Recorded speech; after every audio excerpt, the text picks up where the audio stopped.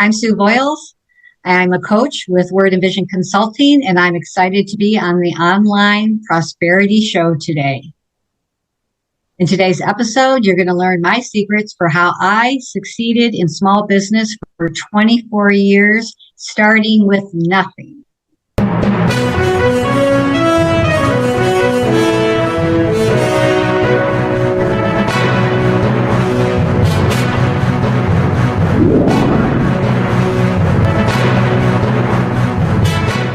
Ladies and gentlemen, welcome to yet another exciting episode of the Online Prosperity Show. I'm your host, Prosper Taruvinga, and today we've got a guest whose journey is nothing short of inspiring. Now, Sue, how are you doing today? I am great, Prosper. Fantastic. I am so excited to have you on the show today. I mean, for our viewers, you will soon, find out the reason why. So I want you to imagine having to start your business with only just $500. Okay, so it's not just $500 in your pocket, but you've got no experience and you're navigating through the uncharted waters, to build an award-winning PR and marketing agency. That's not easy. PR involves people, marketing involves systems, processes, and things of that nature. And all of that stuff costs money. Now, with only $500, Sue was able to do just that. And when she, managed to do that, that was in 1999, way before easy internet had shown up. So she had to do it the hard way. I think she even had to send faxes, in order to get business at some point. We're going to have to find out all about that. And then pretty much after 24 years of dedication, she successfully transitioned out of her business in 2023 to go on and embark on an adventure as a certified life coach. Now, I viscerally believe in life. We're here to live, to learn, and to contribute. And I feel like Sue had learned all the lessons that she can now impart onto other people so they can be, do, and have a happier existence. But it's not as straightforward as, it sounds from the way I'm saying it. Here's a twist that you might not expect. Sue is actually the epitome of professionalism in the boardroom, and if you get her in the sports arena, she actually performs and transforms into a fervent fan, cheering with the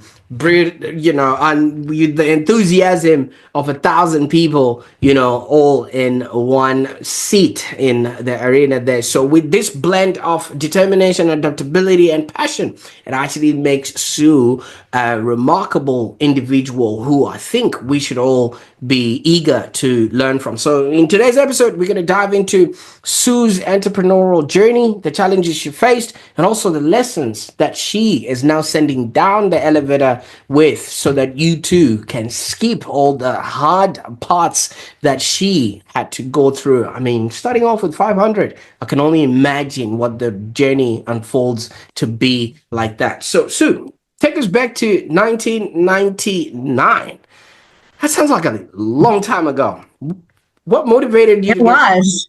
What motivated you to get started in PR and marketing, especially with just $500 in your pocket? It's a great story, Prosper. Thanks for asking. So many of the folks who are watching probably remember Franklin Covey. Remember the Franklin Planner? Remember Stephen Covey, the 7 Habits of Highly Effective People?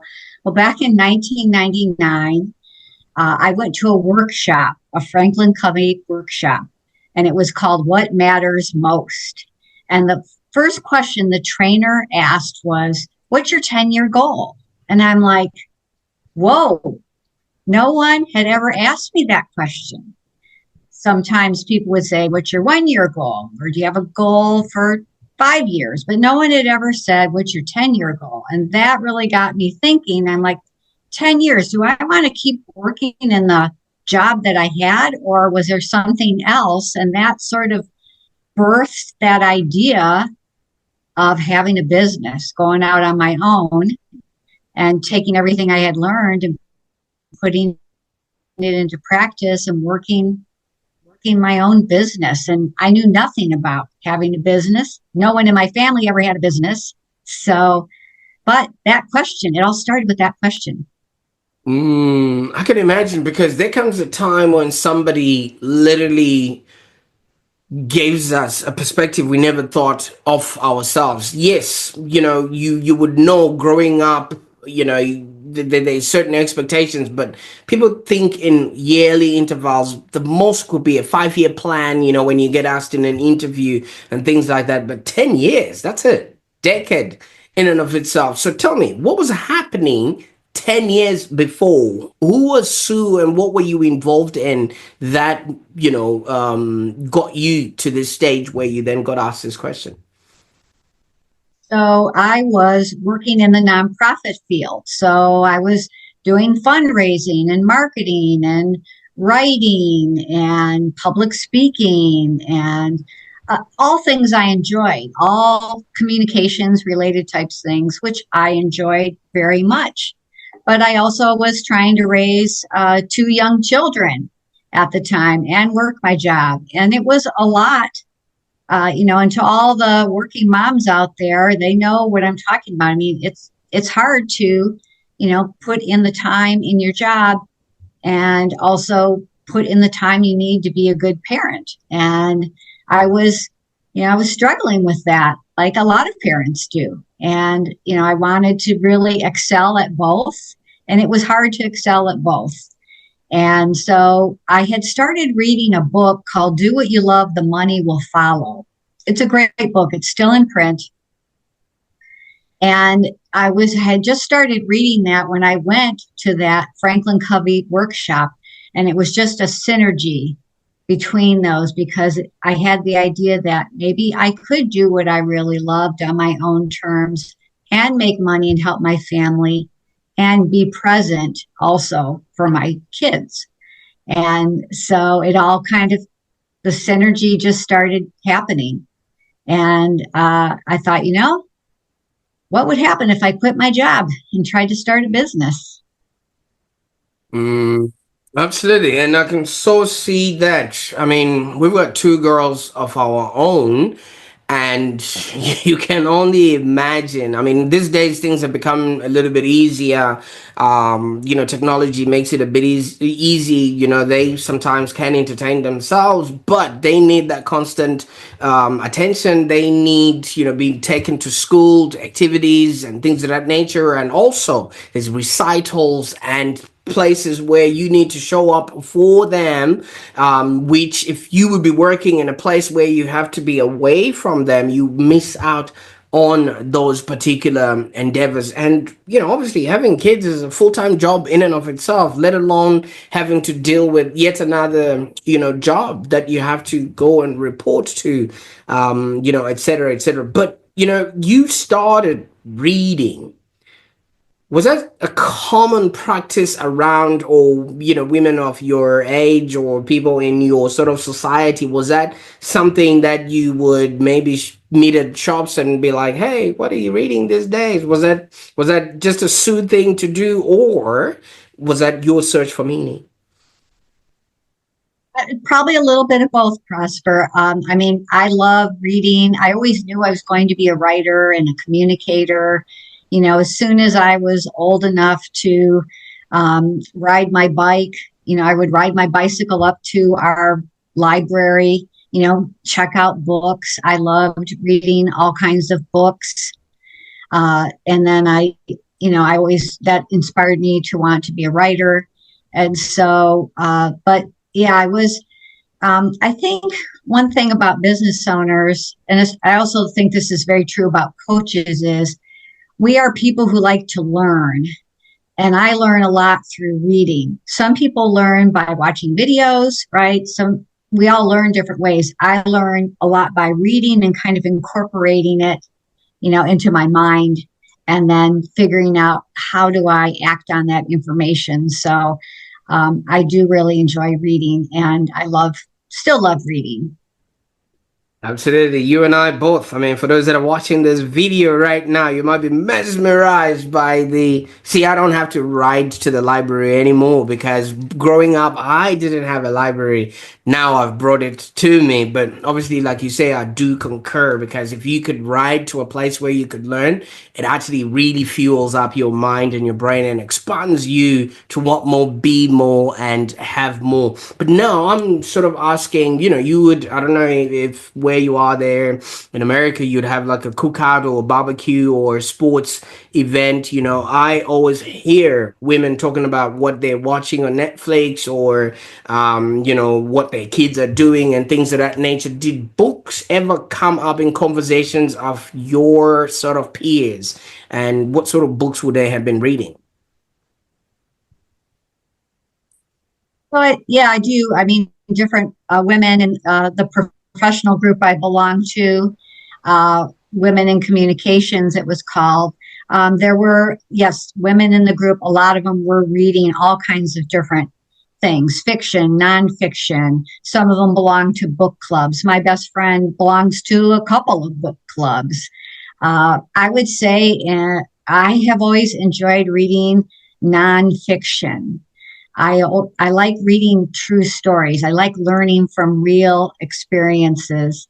Not that reading, fiction is bad because it's very entertaining and it's very creative, but I have always liked nonfiction, just learning about real people, real stories, because I think you can learn things from those. Absolutely. I mean, like what I said earlier on, I mean, in life, we're here to live, to learn, and to contribute. And in order for us to live our best lives, we need to have learned the lessons. And half of the lessons are learned from experiences. And if we can't experience those things in our lifetime, then we're going to need to learn from other people's experiences. And once we've gathered all of that, obviously that will put us on the straight and narrow to the world or the life that we want to live. And when it's all said and done, we put it all in a nice little package, send it down the elevator for those that also want to elevate themselves. But you were asked about 10 years and then you just went to the worst thing that anybody can subject themselves to. I mean, starting a business with limited resources must have literally presented itself a lot more challenges than you having just stayed in your job and looked after your kids. But hey, I don't know. Tell us, how did you go with that? We had there was an opportunity there where I was able to set up the business, figure out a name, and file the paperwork, just very basic to start the business. And I was still working, but I thought, why don't I start telling some people like, hey, I could do a little work for you on the side, right? That's how a lot of entrepreneurs start, right? They often do a little bit of gig work or something. And sure enough, I got a couple little things to do, and that gave me confidence. And I said to my husband after, a couple months, I'm like, I think I'll quit my job. And by the way, I had just been promoted. I think I'll quit my job and run this business. And if I'm not making money at the end of the year, I'll go find a job. And he said, okay. And so I took that. I had the $500. I had a dial up modem, Prosper, a dial up modem. I had a free email account through the public library. Wow. But I said, all right. And the first piece of equipment I bought, I had a computer already, was a fax machine because I knew I needed a fax machine to do what I was, to do public relations work. And so I went and got a fax machine and I went and got a credit card, business credit card from the local bank, which of course I had to give a personal guarantee, right? Because that's how it works when it comes to money and small businesses. But next thing I know, I have a couple clients and I'm working and I'm still available for my kids. I still can take my son to the park. I can still pick them up, take them to school, pick them up, things that, I wanted to be doing. I could still volunteer to help out in the classroom. I could still flex my time and my responsibilities.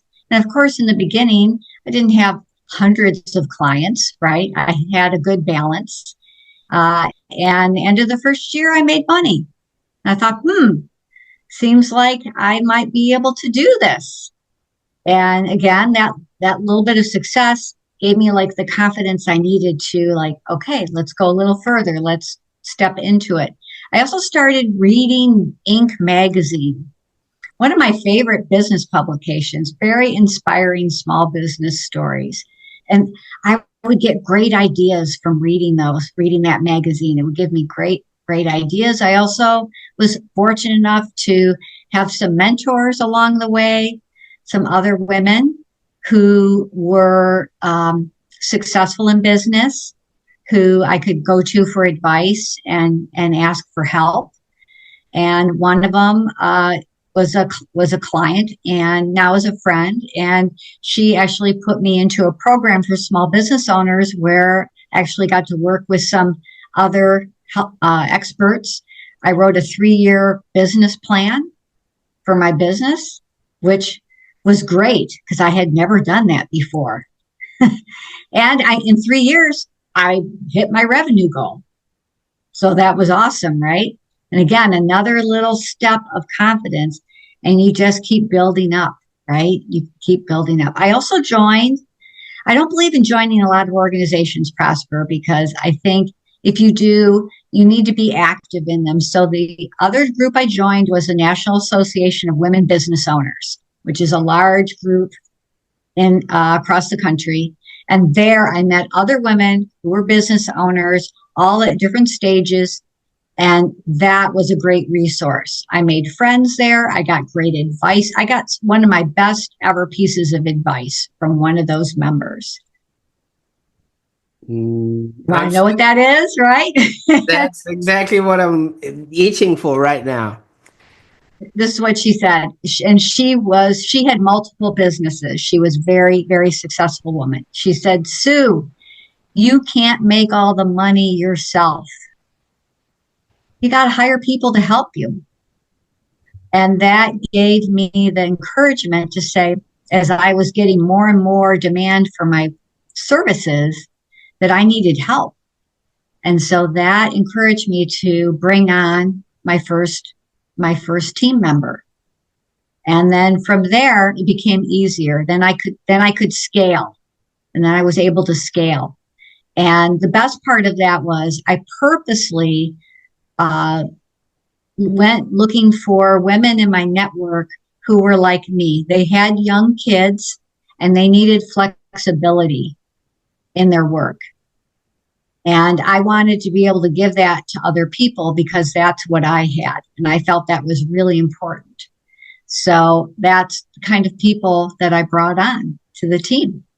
People who are looking for flexibility. Fantastic. And you know what I love about that is especially that advice that you were given. Sue, growing up, we're always told if you want to go far, you go alone. But if you want to go further, you go together. Okay. And have you ever heard that statement before? Yes, yes, Okay. yes. Do you know what the actual context of it refers to? You know what? I don't think I do, Prosper. Tell me about that. Fantastic. All right. I know you're wearing a vegan jacket right there, but this is about hunting. Okay. So in Africa, we live in communities where hunting and gathering is still the norm. We don't just go to Walmart or Costco and get a steak. You literally go into the to the jungle and get your food from nature like that. So in essence, if you're a small family, you won't be able to survive a great deal, all right? Because a hunting expedition needs a spotter, a hunting expedition needs a marksman, it needs a cook, it needs a runner, it needs somebody who is very good at trailing or maps. It needs somebody who's strong to then carry the meat back home, and it needs somebody who is able to utilize the whatever stuff that you get from the animal to make use of it into instruments and things of that nature. So maybe there's 10 people that go on a hunting trip. They can come back and feed the whole village. But if you go alone, one, you'll be afraid because you're always looking behind you. You don't know what's behind you because you're in the jungle. You are out to look for things to eat, but there's also things that could eat you. All right. So, it's a catch 22. So if you want to go far, yeah, you could maybe go alone. But if you want to go further where all the animals are, because now they're afraid of human settlement, then you need to go together. So that's exactly how this whole thing works in business. If you maybe just go at it by yourself, yes, you'll be able to tweet here and there, post here and there, send a fax, like Sue. But if you really want people that can help you with consistency and actually help you do and have a business that's profitable and enjoyable, then you're going to need a lot of people, because bringing it into terms of today, you can't climb the ladder of success with your hands full. All right. So I really love it when you are told such defining information, because so many people subscribe to the lone warrior or the lone wolf mentality that, if I can't do it, nobody else can do it. I don't know. How did that then really open you up into the world of business, Sue? Yeah, it really did. And thank you for, sharing that, expanding on that, because that really brings it to life even more for me. But yeah, adding team members. And then I was able to add people with the specific kind of expertise that I wanted. It also let me also bring on interns, which was great because I had a passion to help young people, to help them in their communications career. And so that was an opportunity. And I had, several interns over the course of my business. And one of them, I'm still in touch with a few of them today, even. And they often say, what I learned from you was really valuable in my next, career step. So I love that part. But yeah, I think as I got more confident, again, confidence and learning from mistakes too, because there are mistakes, and how you deal with that mistake is going to, help you either go farther or pull back, because you might be full of fear. And being in business is not for people who, are easily, get scared of things, because you have to sometimes push ahead when you don't know all the answers. But my view was always, if I didn't know the answer, I had a big network that I had built up over my career. I always felt like I had someone I could call that had an answer or could point me to someone else. I really made good use of my network over the years in my business. And that also helped me bring people on my team as well to help grow the business. And when I did that, so many more opportunities opened up. Just so many more wonderful things opened up that I would have never been able to do on my own. There wasn't enough Sue to do it, not enough hours in the day, not enough manpower, and so that was the beauty of bringing on more people and leveraging their skills to bring more service to the client. Absolutely. Now, if you look at it from where we are right now, it actually seems like you pioneered a lot of the gig economy and a lot of the remote working, because it just seems like something that just stemmed out of the 2020 pandemic. But you'd been doing this for the past 20 years now. Yeah, you know what? I always tell people, like, I was a pioneer and I didn't even know it, because when I started the business, I had a home office, and I had the computer and the dial-up mode, and I'm like, I can just work from home. I was just starting out. And I had been commuting in rush hour traffic for years, Prosper. Okay. And that is not always good for your health or your mental health or your physical health. So I thought, I'm going to work from home. And then I realized that, in fact, I had a client, one of my very first clients, they didn't want me to come to their office. They only wanted me to work remote. And I said, no problem. And that gave me a lot of the flexibility I needed for my family. But I was able to, start engaging in that early gig economy. And I realized that there are other people out there that could do it. If I found the right person, the right people for the team, motivated, can work from home, make a deadline, all the things that are important, then we could do it. We could do it virtually. So that was a great lesson, because the best part of that, Prosper, was I was able to recruit people from all over the country. They didn't have to be in my location to work for me. So I had people in Florida and Wisconsin and California and even Ontario, Canada, who were working for me. And it was all fine. We were a virtual team. We used to have conference calls regularly, and we would, gather that way. Then later on, right, we had video conferencing with Zoom, much later.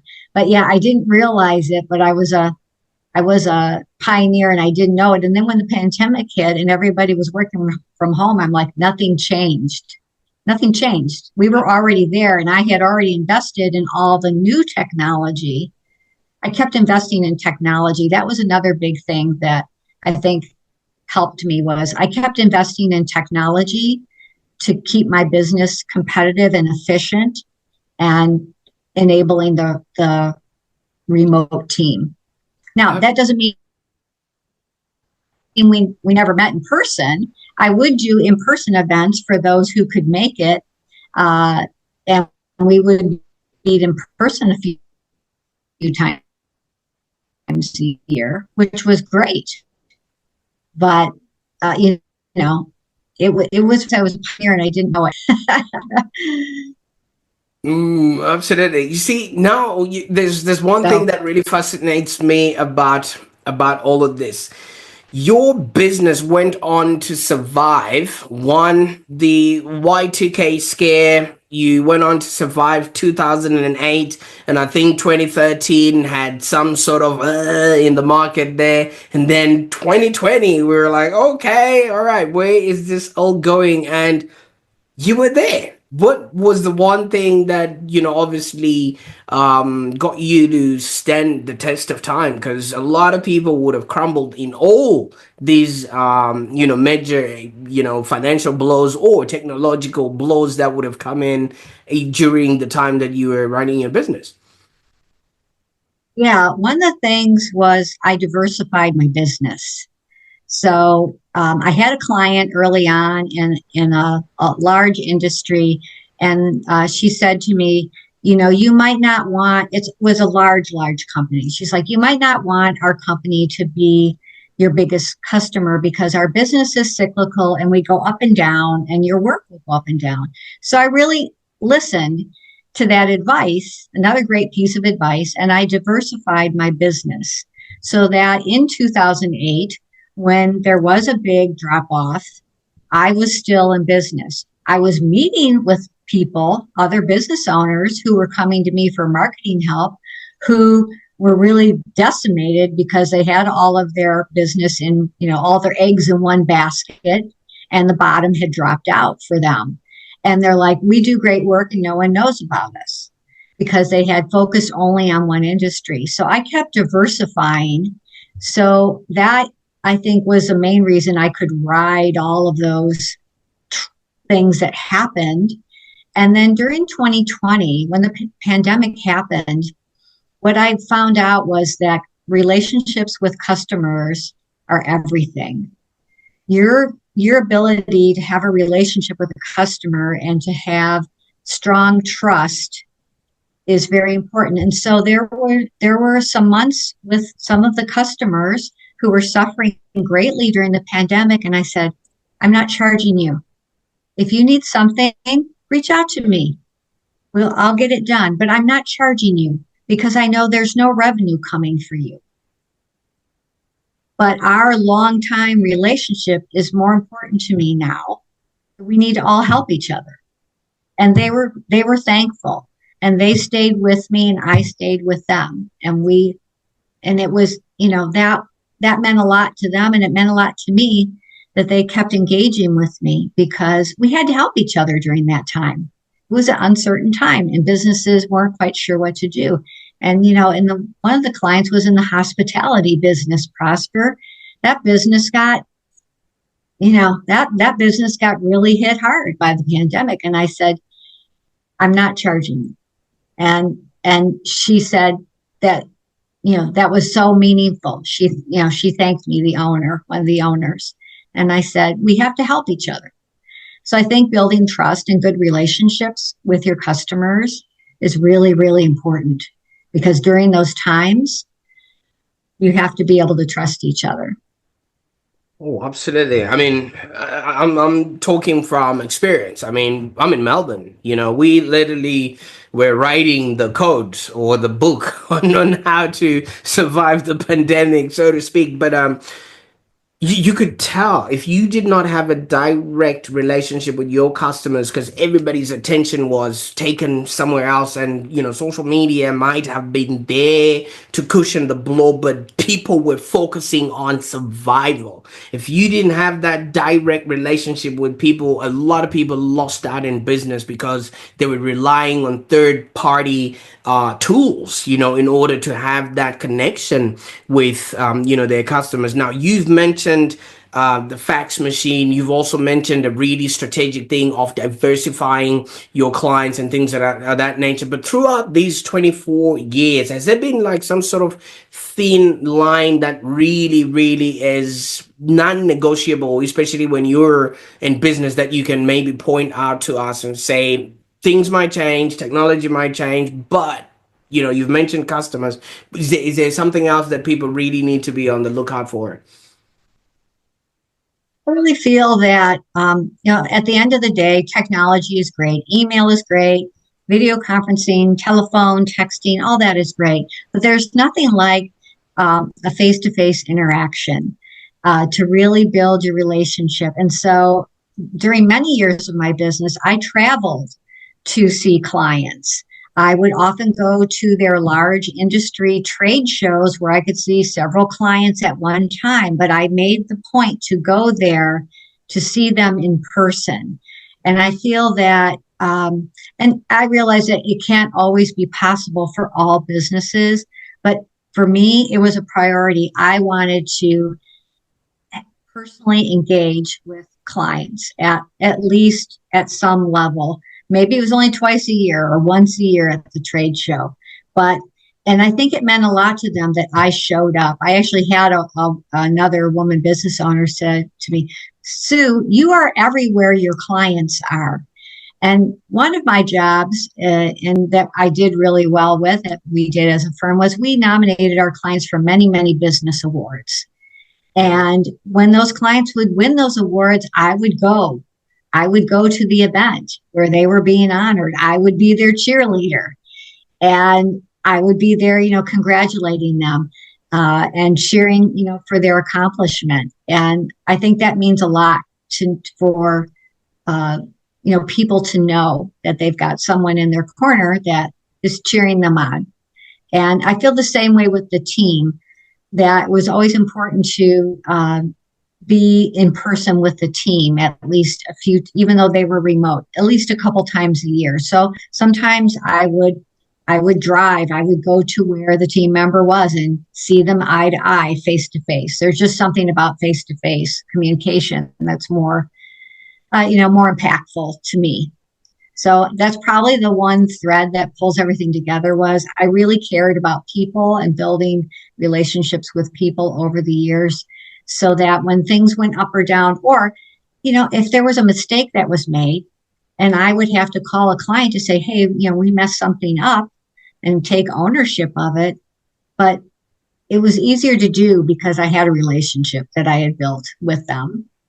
Because there's something about, what you're talking about, that relationship, you know what I mean? You can, yes, email, and you can't really express, exact sentiments and feelings, and people can't see your emotions and literally see how passionate you are about delivering the result that you say you're going to deliver. But they can see it by you jumping in front of everybody else, because so many entrepreneurs, and I'm going to say this with that much love and respect, they don't have cheerleaders. They don't have people, even people that are in their family or whatever it is, they're just sitting at a corner going, I wonder how long that's going to last. You know what I mean? Because what they're doing probably is unprecedented. Like yourself, you didn't have anyone in your family who would understand. Why would you leave a perfectly good job? You know what I mean? So for so many people, it's a very difficult thing to understand. But you left all of this, Sue. You left all the accolades, the good feeling, the goodwill that you had created. You transitioned out of business after 24 years, and that was significant for you. Was is sometimes people will say to me, why did you leave your business? Was it going down? I said, no, it was going up. I was at the top of my game. But to me, leave while you're at the top. That's what I feel. The other thing is that everyone has to exit their business at one time or another. So are you going to do it on your terms or are you doing it on someone else's terms? And I wanted to do it on my terms. And I would say that, and it takes time to do that. You have to give yourself, it took 5 years for me to really exit, to do that. I was fortunate enough to be part of the Goldman Sachs 10,000 Small Businesses program. And on day one of coming into the program, they give you an index card and they ask you to write down, how are you exiting out of your business on day one? And then at the end of it, after you go through the whole program, they give you back your envelope. Because the last session, they talk to you about succession planning, exiting your business. They give you back your envelope and they say, open it. And, how does what you've learned now compared to what you wrote down? And so they want you to think about building a sustainable, successful, transferable business from the first day. And I didn't know that when I started in 1999. I had no idea that else. But as time went on and I learned more and I also talked to people, I learned all those things. And the great thing was that I was able to do it. Not all small businesses can do it. A lot of them fail at doing it. I consider myself lucky and I had great coaching. I had a great business coach. I had a life coach, a health and wellness coach. I had people who were helping me during that time. I also had a great CPA and a great attorney. And you have to have them to be able to pull it off. Everyone says, attorney costs money, all those things, but you need those people in your corner. When you get down to that last phase of it, you got to have those people backing you up and they're advocating for you.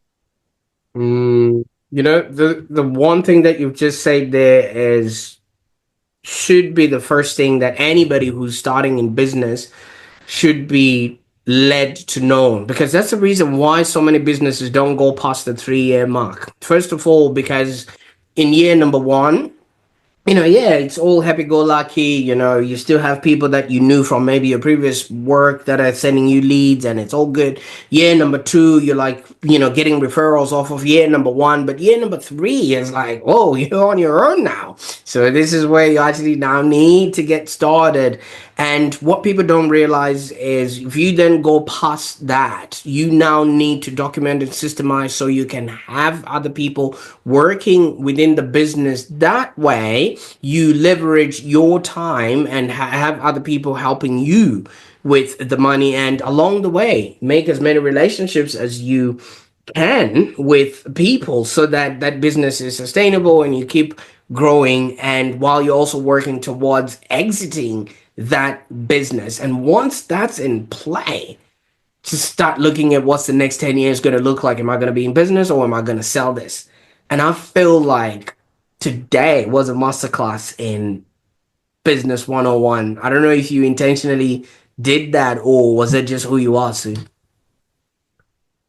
That's probably what I've grown into over the last 20 some years is just And I really have a passion to share that with business owners, aspiring business owners, is and to let them know it's okay to make mistakes as long as you're learning from them.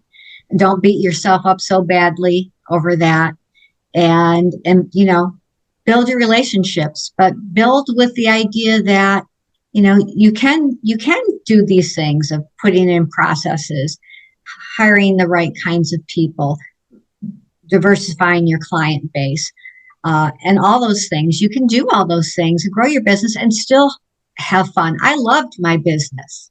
I really did. I loved it. I enjoyed it greatly. I consider myself truly very blessed and lucky because I had a business I absolutely loved. I loved what I did. And, leaving it was a big transition, but I was happy to now pass it on to the next person who was my intern. And then I brought her on the team, and then she's now the owner. It's a beautiful story.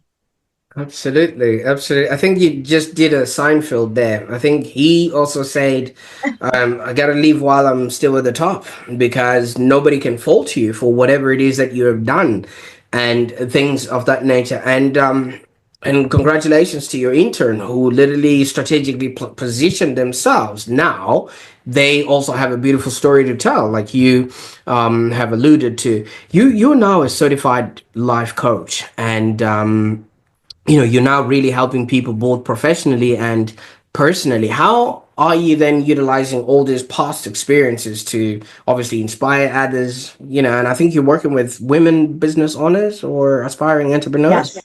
Yes. Yeah. So women business owners, women who maybe are been fed up with corporate and are leaving to pursue their passion of having a business. And it's been great because I'm not afraid to ask sometimes the hard questions, like, are you making a profit? Are you looking at your numbers? Do you know what your cost of goods sold is? All those questions, but also asking them, how are you keeping your pipeline full? You always have to be selling, or are you hiring someone to sell for you? How are you structuring that? Are you utilizing all the tools that are available to you to be more efficient? Are you utilizing systems to track? Do you need help? For example, in marketing, a lot of entrepreneurs feel sometimes they have to do everything, and they don't. You can, can I do financial stuff? Absolutely. Do I want to spend my time doing it? No. I hired a bookkeeper, and that was one of the best things I ever did because the bookkeeper just she kept things running well. All the numbers, where I would just look at the reports, and I knew where my business was going. I knew what I wanted to achieve. And I will say this for those who are in business. This sounds really simple and easy, and my coach told me to do it. I had a piece of paper right on the whiteboard, right where I sat at my desk, and on that piece of paper was my revenue target. So every day when I sat down at my desk, I knew what my revenue target was. That is incredibly motivating because when I would look at my numbers and then I look at that number, I need to know, am I going? How am I going? Am I going closer to that target? Am I getting closer? And that was a big motivator for me, just seeing that number every day. So, but the great thing about working with women now is I can ask them the hard questions like, are you sure that you are the person that really needs to do that in your business? Isn't that what you hired, this person for or that person for? Are they doing what you hired them to do? And just kind of, a lot of business owners need accountability. And so I can give them accountability in a respectful, right? A respectful, gentle way, but keeping them on track. I found having a coach. I had a coach for more than 10 years, having a coach was incredibly important on keeping me accountable and moving towards my goal, because I knew I had to check in with the coach. I'm like, I don't want to be checking into the coach and saying, no, I didn't do it. Got me Absolutely. motivated. And so many people think they can go at it alone. You know, Sue, I blame Hollywood for that. And I'm saying this with utmost love and respect, you know, because Hollywood presents us with this Western cowboy who rides into a town all by his lonesome and then just rocks up at a pub where everybody's sitting or having lunch or drinking, and he goes in, orders a whiskey shot, and then he drinks it and he orders another one, and when he looks behind him, the whole town is wanting to find out who he is, and they're all surrounding him. And then what does he do? Turns around, he beats all of them up, and then he just takes his whiskey shot, drinks it, and rides into the sunset. And that is the perception that people think business should be done. You know, you just rock up into a niche, show up, and then whoever's a competitor, you know, blitz them up, and then you ride all the way to the bank or into the sunset. I don't know. What do you think of that little analogy there? Yeah, it's sort of like we were talking about, that you can't do it all on your own. And yes, I do sometimes feel like, um, sometimes business owners, entrepreneurs can get so wrapped up in the research. Well, there's this niche, and research shows there's all this potential business that can be done. But the reality is, there's a lot of sweat equity that goes into business. There is a lot of work that, your business is more than just dollars and cents, right? It's relationships with your team and your customers and your vendors. It's also the sweat, the sweat equity that goes into it. I mean, yes, there was $500 that I put into it, but also all the time and the learning and everything, else, the mental effort, and so you should be having fun doing it. You should be enjoyable. I mean, I love that. That's what I love about you, Prosper. You're saying it should be enjoyable to be in business. Otherwise, why are you doing it? Uh, so be enjoyable. The other thing is that, is your business, is it a business or is it a hobby? Mm. And sometimes you can run into that, right? Where I can say to a client, is this really a business, or is this just something you like to do? And it's sort of a business. But, when clients want to know they're working with a real business, customers want to know they're working with a real business, not your hobby, because your hobby could be something that, comes and goes. You want your business to be reliable. And so the customers know they can count on you. Absolutely. So, well, Sue, I don't know about you, but I'm working right now. So Good. you mentioned something that I think a lot of people try and avoid, the actual having to look. I mean, when you mentioned your figure, I looked to my left because that's where my figure is at, and I'm looking at it all the time. And obviously, it's motivating me to say, hey, have I achieved that? If not, what do we need to do, or who do we need in that space to put it all together?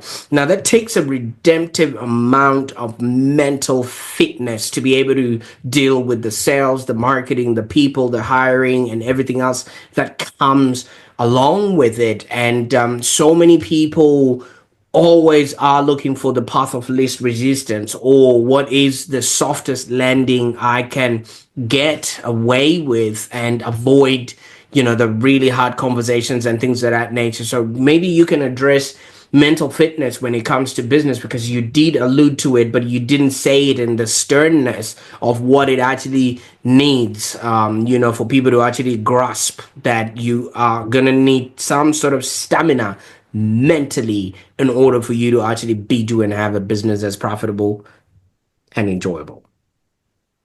Yeah, you're right about that, Prosper.